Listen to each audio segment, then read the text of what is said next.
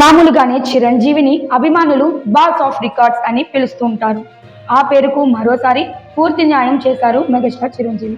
ఈ మధ్య కాలంలో ఏ రీజనల్ సినిమాకు సాధ్యం కాని రికార్డులను తన తాజా చిత్రంతో ఒక్కొక్కటిగా తిరగరాశారు. అనౌన్స్మెంట్ నుంచి విడుదల వరకు, విడుదల తర్వాత కలెక్షన్ల వరకు ప్రతి దశలోనూ ఇది ఒక స్పెషల్ జర్నీగా మారింది. సినిమా ప్రకటించిన దగ్గరి నుంచే వేగంగా షూటింగ్ పూర్తి కావడం, ప్లాన్ చేసినట్టే పండక్కి విడుదల చేయడం, ఎలాంటి ఆలస్యాలు లేకుండా అన్నీ సజావుగా జరగడం, ఇవన్నీ కూడా ఈ ప్రాజెక్టుపై ఉన్న కాన్ఫిడెన్స్ను చూపించాయి. దీనికి తోడుగా దర్శకుడు అనిల్ రావిపూడి ఉండడంతో ప్రీమియర్స్ నుంచే మెగాస్టార్ తన మార్క్ బ్యాటింగ్ మొదలుపెట్టారు. నార్త్ అమెరికా ప్రీమియర్స్లోనే $1.5 మిలియన్ వసూలతో సీనియర్ హీరోలలో కొత్త రికార్డు నెలకొల్పారు. చిరంజీవి మొదటి రోజు నుంచే కలెక్షన్ల పరంగా దూకుడు కొనసాగింది.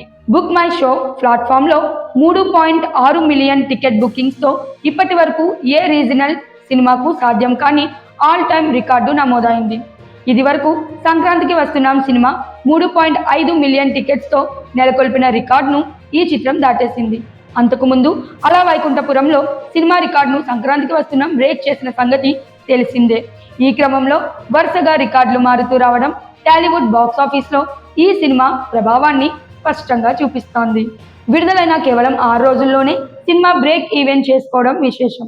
అన్ని ఏరియాల్లో సేఫ్ జోన్లోకి రావడం ఈ మధ్య కాలంలో ఏ పెద్ద సినిమాకు సాధ్యం కాని ఘనతగా నిలిచింది.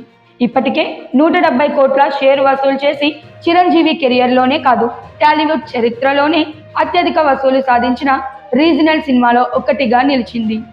గ్రాఫ్ పరంగా చూస్తే 350 కోట్లకు పైగా వసూలు చేసిన మొదటి రీజనల్ సినిమాగా ఈ చిత్రం రికార్డు సృష్టించింది. నార్త్ అమెరికాలో కూడా 3.5 మిలియన్ డాలర్లకు పైగా వసూళ్లతో చిరంజీవి, అనిల్ రావిపూడి ఇద్దరికి కేర్ బెస్ట్ గ్రాసర్గా నిలిచింది. చాలా రోజుల తర్వాత నిర్మాతలకు 50 కోట్లకు పైగా లాభాలు తెచ్చిన భారీ చిత్రం ఇదే కావడం విశేషం. విడుదలైన 5వ రోజు, 7వ రోజు, 14వ రోజు కూడా ఇండస్ట్రీ రికార్డు కలెక్షన్స్ నమోదు కావడం ఈ స్థిరమైన బాక్సాఫీస్ రన్ను స్పష్టంగా తేల్చేస్తోంది. ఇప్పటికే ఎన్నో రికార్డులు కొల్లగొట్టిన ఈ చిత్రం ఫుల్ రన్లో ఇంకెన్ని రికార్డులు సెట్ చేస్తుందో చూడాలి. ఒకటి మాత్రం ఖాయం, మెగాస్టార్ చిరంజీవి ఎందుకు బాస్ ఆఫ్ రికార్డ్స్ అనిపించుకుంటారో మరోసారి బాక్సాఫీస్ స్పష్టంగా చూపించింది.